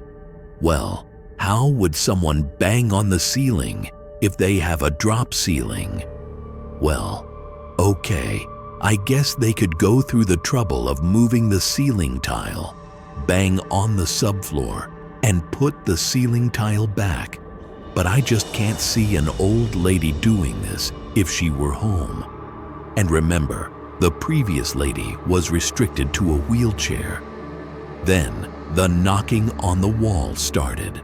At first, it was a faint knock on my bedroom wall, which is on the other side of the living room. Obviously, there was no one on the other side of the wall, because the other side was my living room. I couldn't figure out where it was coming from. It was just a faint knock every 5 minutes or so. Over the course of the next few weeks, the knocks traveled all over the living room walls and got much louder and more frequent, lasting all day long, coupled with the creak, creak, creak, the walking from what I thought was the lady upstairs. Those footsteps would follow me all over my apartment. I kid you not. I was woken up by what sounded like a jar of pennies or marbles thrown on the linoleum floor upstairs, startling both Buffy and me wide awake in the middle of the night. One night, it sounded like someone dropped a big heavy object that I can only describe to be like a big lead safe on the floor right above my bedroom. I was awake for that one. Remember, this woman is 85 pounds soaking wet. I've had scratching noises in the wall of my bedroom, like an animal was in the wall. One evening, I went into the bathroom, and the familiar creaking followed me in there. And then everything went to chaos. Again, it was everything. Jar of pennies on the floor, tub water on and off, sink water on and off, toilet flush, creak, creak, creak. And I'm just standing there like, oh my God, because I know that my upstairs neighbor was in the hospital for a back problem, and there was no one home in her apartment. Buffy had her share of barking at nothingness. I managed to capture a video of her one day freaking out at something that I cannot see. I was crocheting, watching TV and relaxing, and she was lying right next to me. She then heard a noise in the living room or saw something. I don't know. But she started barking as if she was waiting for it to come back and show itself. And boy, did it. After barking calmly at the doorway for a bit, she reacts as if something just walked right into view. And at times, her barking starts to escalate with growls as well, and she backs up as if something is coming toward her. She even ducks a few times, as if though she was trying to avoid being touched. There's been 3 people who have died in that building just in the last 5.5 years that I have lived there. One guy who lived next door to the lady above me was wheelchair bound and fell into his tub. He was dead for several days until Meals on Wheels found him. I was living there for that one. The other death was on the first floor, near the elevator, way on the other side of the building. I do feel kind of bad about thinking this lady was doing her best to harass me, and feel even worse, mostly embarrassed and stupid, for being paranoid and thinking that she was following me around the house, throwing things on the floor, and possibly breaking into my apartment, stealing dishes. I wanted so much to try to find a rational explanation. When I look back now, me believing she was following me around was totally preposterous. I think the death of my other dog and the darkness it brought set an already volatile environment ablaze with activity. I finally moved out. But here's the kicker. I now live across the street. I think I'm far enough away. At least, I hope so. Story 13, The Ouija Board Caller. The story begins when I was leaving elementary school and entering junior high. Some friends, I was 10 to 11 years old, and I decided to make a Ouija board and try to summon some spirits. We did it at school, and everything went smoothly. Honestly, it was rather fun than scary, and we only made a few questions until we got bored and went home. Back at home, I wanted to do it myself. I spent almost 10 years in a Catholic school, so this was a taboo topic for me, and I started to talk to a spirit of an alleged kid that had passed away very young. I have to admit that the experiences were quite exciting, and at this point, some mild paranormal events began to happen. First, I'd listen to a child's voice calling out my name. I also sensed him touching me while I was sleeping and saw a few shadows that I thought belonged to this kid. I honestly wasn't afraid of this, so I just enjoyed the experience until I messed things up. One day, I was trying to summon the spirit of someone that had passed away at my house. It was a rental or nearby. And somehow, I reached the spirit of a woman that warned me to leave her alone. Being a stupid 11-year-old, I didn't listen. So I kept insisting until she apparently got upset, closed the session, and told me I was going to suffer the consequences. And then it all began. First, there were shadows, but not the ones I saw before. These were bigger, scarier, and appeared more often than before. Also, the whole energy felt heavier than before. Then more noises began to appear. I could hear someone scratching my pillow every night, and one time my bed even shook slightly. But it did shake. The paranormal phenomenon increased slowly. Soon after that, I actually began to see the woman. The time I remember the best is when I was passing in front of my sister's room and saw a woman undressing in front of the mirror. My first thought, stupidly because my sister was 6 years old, was that it was her. So I jumped into her room to jokingly scare her. Well, the scared one was me, because that room was completely empty. I experienced a lot of things in this time. The ones I remember the most are when I saw a woman walking in my mom's room. When she was so tall, she reached the ceiling. I never saw her face, but only the back of her head, and she had really long black hair. Also, one time I woke up and I saw a huge shadow right above me, which slowly disappeared. Another time, I woke up because I was hearing a child screaming in a very horrible way, and I realized I had sleep paralysis. I might write about this later in another post because I've had several experiences. I tried to fight it back, and I began to hear a woman's laugh. This lasted a few minutes until I could move again. And the last one that really affected me was when I was home alone at night, and I saw how my room's door started to move, as if though someone was trying to enter.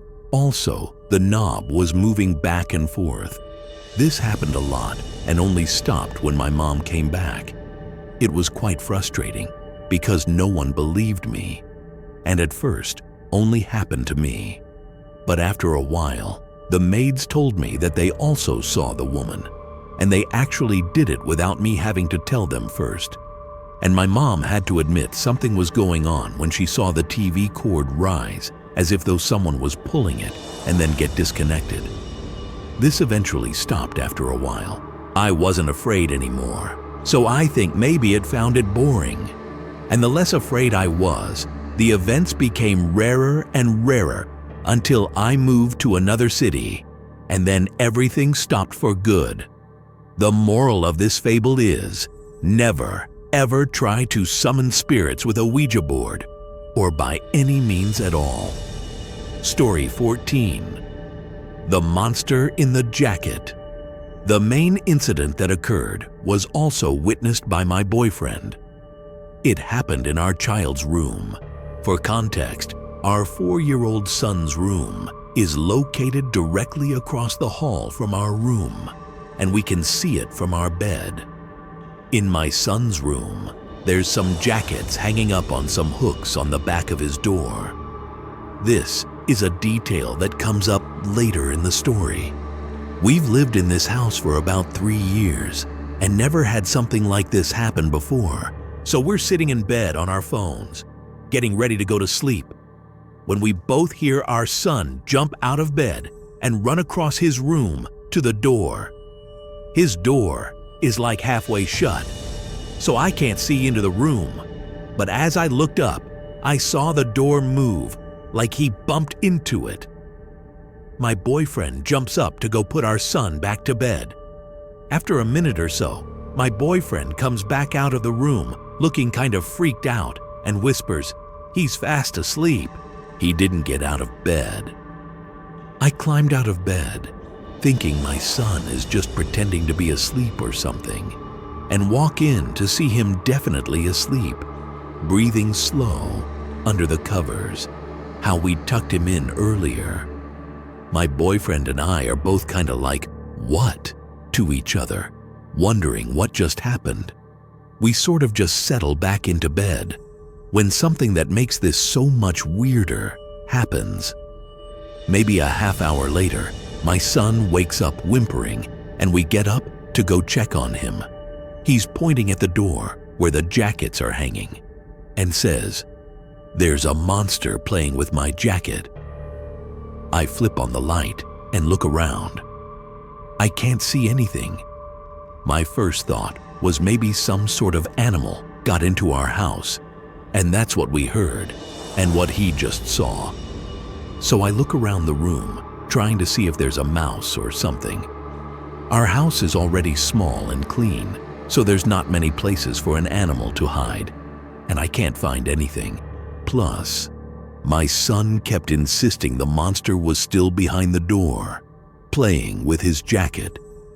Additionally, the footsteps we heard were pretty loud and really sounded like my son, so it just didn't make sense that there was a small animal. My son never talked about monsters or being scared before this. It was so out of nowhere and so weird that we heard the footsteps as well. My son wouldn't go back to sleep alone, so my boyfriend laid down with him so he would feel safe. This was such an odd event. My son never talked about monsters or being scared before this. It was so out of nowhere and so weird that we heard the footsteps as well. Ever since then, my son will sometimes wake up crying, talking about a monster in his room. I wish I could find an explanation for what we heard. If we hadn't heard the footsteps, I would have probably dismissed my son's monster claims and not think much about them. Any ideas of what we could do? Or any rational explanation? Story 15. The Dimension Shift. To get this story started, I'll have to jump back in time, around 2015-2016. I was getting ready to go out with my mother and grandmother to go to Hobby Lobby. And for those of you who don't know what Hobby Lobby is, it's a store that is full of art craft items, candles, etc. It's like a Walmart for crafts and art. After I was done getting ready, I sat in my room playing with my parakeet because I had some time to spare. A bit of time had passed, and my mother, whom I told to get me when she was ready to go, hadn't come to get me. I walked out into the living room, and she was flabbergasted by my appearance, not because of the way I was dressed, but because I had come out of my room. My mother claimed to have come into my room and said the lights were off. She had checked all around for me and assumed I went to my grandma's. She lives right behind my mom's house. I told her I was in my room the entire time, and we felt strange after that. Now, before this entire incident, my mother was very liberal, as well as a few of my other family members. A bit of time passed, and when I woke up one day, everything changed. My grandma, who was strictly against tattoos and dyed hair, began doing so. She got a tattoo and dyed her hair pink. I was highly confused and brushed it off as a change of heart. This was until my mother became this kind of hardcore conservative overnight. It was all weird. My other grandmother, who didn't like tattoos either, got one. Everything that I grew up with just suddenly changed. Little by little, I've been noticing more differences in my family from what I had grown up with. I kept trying to make excuses for it, but nothing was fitting right. I'm still stuck here in this universe that doesn't feel like my own. I've always been spiritual, in the sense that spirits are attracted to me, and I connect with my third eye often. I don't know what to do, and I've read theories that once you hop, you can't go back to where you're from. And this isn't like a political issue. I'm not even mad that my mother is conservative or whatever. It's just totally different from the mom I grew up with. Things have gotten weird. Some of my lifelong wishes have come true, but nothing feels right. Ever since I've realized all of this, my brain has gotten strange. I suffer from bouts of dissociation, which at first I thought could have been seizures, except my soul feels like it's floating above my body. Nothing feels like it belongs to me anymore. My body feels foreign often. It feels as though my soul is trying to connect with a body that never belonged to it. I know I sound crazy, but I'm saying this with 100% honesty from my side. I was going to try to make a video, but I don't want to upset my family or scare them by making them think that I don't care about them. I try to make this new life work for me, but nothing is helping. Does anyone know what I can do to adjust? I have memories that nobody in my family remembers, and I tried going to the doctors who say I should get a brain scan and test, but I can't afford that right now. They say I'm coherent enough to pass the test, but don't know why I'm having these episodes of dissociation and minor brain seizures. I really highly believe that this isn't my world. Those close to me can vouch for me, and I can get screenshots of old texts I've sent stating what I'm stating here. If anyone has any sort of idea of what this is, please, I'm willing to hear it all. All I know is that doctors are puzzled. I'm puzzled. And nobody besides my boyfriend and closest friends know about this. If you've read this, thank you. This is a small venting session about my situation, and I hope someone might have some answers. Story 16. The Premonition Dream. I'm still not 100% a believer by any means. That being said, I still get goosebumps every time I tell anyone about it. Even as I type this out, I'm also a lot more open to believing weird things people tell me that seem unbelievable. Just for the record, my family has no record of mental disorders such as schizophrenia or anything on record. In the summer of 2017, I was 15 at the time. I had a very vivid dream of a place that I had never seen in my life. It was weirder than a normal dream. It's hard to explain, but the whole thing felt off. Sometimes dreams feel more like a reality, but this was different.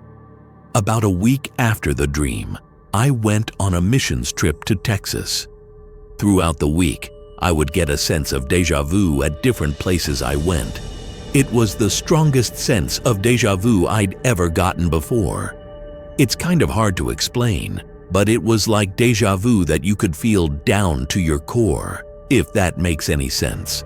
It would come and go throughout the week, but it didn't get crazy until we left Texas. When we got to the panhandle of Florida, we stayed in the gymnasium of a Baptist college for the night. We got there at about 11 or 12 at night. All of us were tired.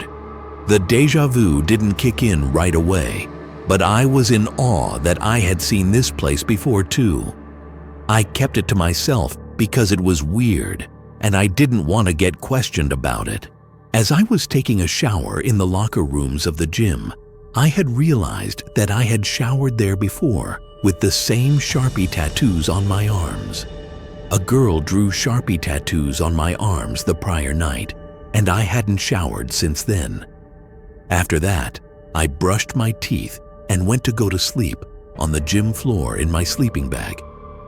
The gym is 2 stories tall and had a balcony overlooking it upstairs. A light was on that couldn't be shut off for some reason. I had the urge to go upstairs. It wasn't something that was optional. I had to go up there. My soul was strongly set on going up there. I see my youth pastor walking to the water fountain in the corner of the gym and tell him that I had a strong urge to go upstairs. He was concerned and confused, obviously, But me, him, and one other adult went upstairs in the elevator. When we got there, I was walking through the exact dream that I had a week prior. I recalled everything that I had seen. After looking around for a few minutes, we decided to take the elevator back down. The other guy that was with us stepped in first, and as soon as he was in the elevator, doors immediately shut. It's not normal elevator behavior. My youth leader even tried to pull the doors before they shut, but had to let go before they crushed his hands. He took the stairs and met the other guy on the bottom floor. He went to bed, and I went to talk with my youth leader. I explained to him that I had insanely strong déjà vu, and even as I was talking to him, I felt like I had had the conversation before in the same spot and everything. He didn't know what to do, so we just prayed, and we both went to bed. This next part was the scariest thing to ever happen in my life. Remember the whole schizophrenic thing mentioned at this post? This is the point where I thought I had lost it. I started hearing whispers around me, indistinct, as if they weren't speaking English. They would close in around me. When I looked toward the source of the noise, it would come from somewhere else. Then footsteps coming from different places and disappearing when I looked at them. I heard a low hum as well. I cried and clutched a rock with a cross drawn on it that I had gotten from Texas. I eventually faded into sleep. I honestly don't know how. The next day, I woke up and told no one about the voices and such.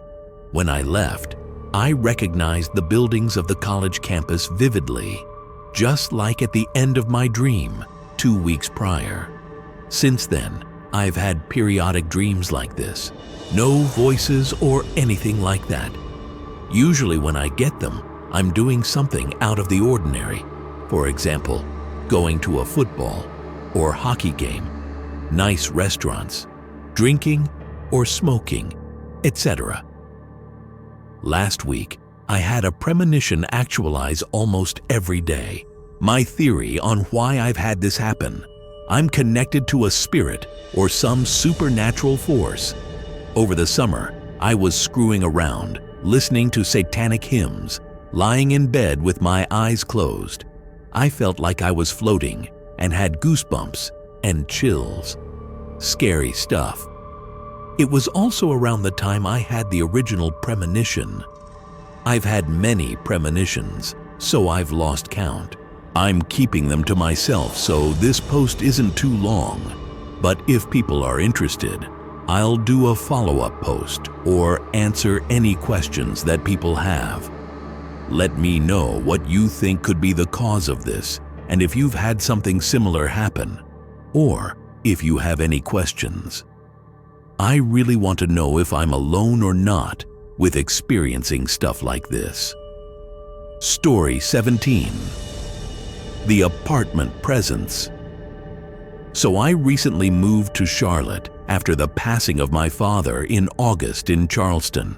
I'd also ended a relationship and just wanted to be on my own and living in a city. I moved to a nice apartment with a fireplace. The apartment felt good when I toured it and moved in. After the first few weeks, I began to have strange feelings. Leaving the shower, getting changed, and waking for water or a pee in the middle of the night gave me the feeling that I had guests in the main room. I remember waking up one night and believing someone was sleeping on my couch. Before I went out there, I made sure to put on a shirt and pants because I didn't want to freak out my guests by being in the buff. As time went on, I found myself more and more self-conscious about what doors I left open, like someone was there, and I didn't want to give them a show. This continued and almost has become worse. I'll occasionally shower, and I can hear the sounds of someone getting ready in the bathroom. It also feels like a female getting ready, or in the other room. After that, the dreams came, almost weekly. I've had dreams discussing with this entity that they needed to go.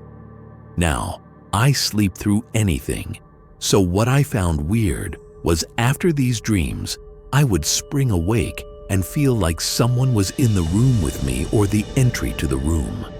It often reminded me of having to talk with a roommate who is hanging out in your doorway. After a few minutes, the feeling would subside, like they left, and I'd go back to bed. These dreams continued, oftentimes leading to shouting matches where I was demanding it left. About 3 weeks ago, things picked up a bit. Between the dreams and now, I've had a few more situations where I felt like someone was with me in the apartment and ended up buying a bathrobe. One night, 3 weeks ago, she and I had a discussion in the dream.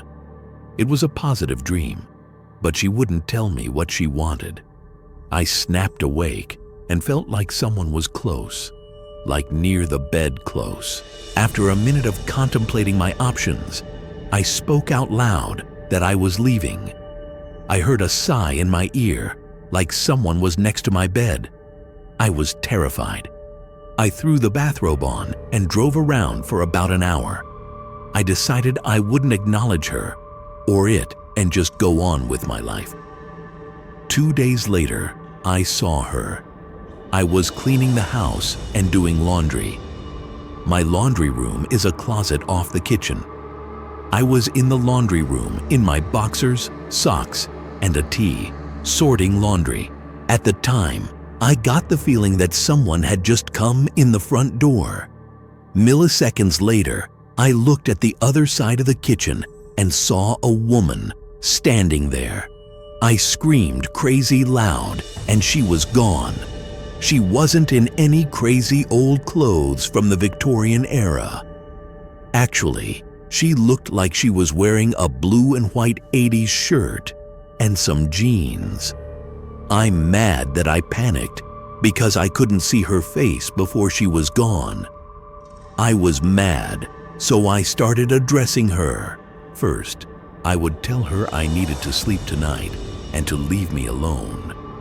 A few days later, I asked for a sign. Stupid, I know. Well, I have this antique bell thing, and after running out for food, I came home and found it rolling across my floor in front of me. There's no way it could have left its location without force. Since then, I see her more and more. I've gone back to ignoring, but it doesn't help. She hasn't done anything malicious or destructive, just is here. I'm kind of stumped on how to handle this and just weirded out. Update, March 12th, 2019. So I did some exploring. This area, without giving too much away, my complex is long and winding. I've never been to the other side because I don't need to go that way, as I'm close to the main road. Well, on the other side of the complex, within 1/10 of a mile, was a massive high-tension wire, the huge power lines, and a substation below it. On that station is a cell tower. I know nothing about the paranormal besides what I've researched and seen on TV. But could there be some electromagnetic fields or something from there? Not sure, but it was a thought. Also, there is a small brook in the area. On that other side of the complex is a standalone ER. From that area with the power stuff, I can see almost directly into the ambulance bay of an ER. Not sure what it means, but it was an interesting location. There have been no major dramas in the area that I could find, but I spoke to maintenance about the unit, and it seems all the tenants leave after a year. Now, we have a decent transient population moving here for work and school, so maybe just a lot of energy left in the place. They said no major complaints or sudden move-outs. I bought sage on Amazon, and that is coming. So I'll let everyone know about that. And I'm looking for a psychic or medium for a session, but have no idea how to vet someone for this. Any tips would be welcome. The apartment feels quiet today. I've been keeping music on low and some lights on during the darker hours before bed, mainly the hallway light. Also, I only have one window and a huge slider, but I've kept the shades open on both to let some light in. Not sure what it does, but makes me feel good. Finally, I'd like to say thank you for everyone that's responded. I've never gone through something like this or anything even remotely close to it, so thank you for the helpful comments and the occasional joke to lighten the mood. This has been an unnerving ordeal so far, and being pointed in the right path is calming. Thanks for listening, friends. These stories remind us that sometimes reality is stranger and scarier than fiction. Whether it's the paranormal, predators hiding in plain sight, or the darkest corners of the human mind, horror finds us in the most unexpected places. If you enjoyed these stories, be sure to subscribe and hit that notification bell to be alerted of all future narrations. And remember, stay safe out there. You never know what's watching from the shadows or waiting in the parking lot. Until next time.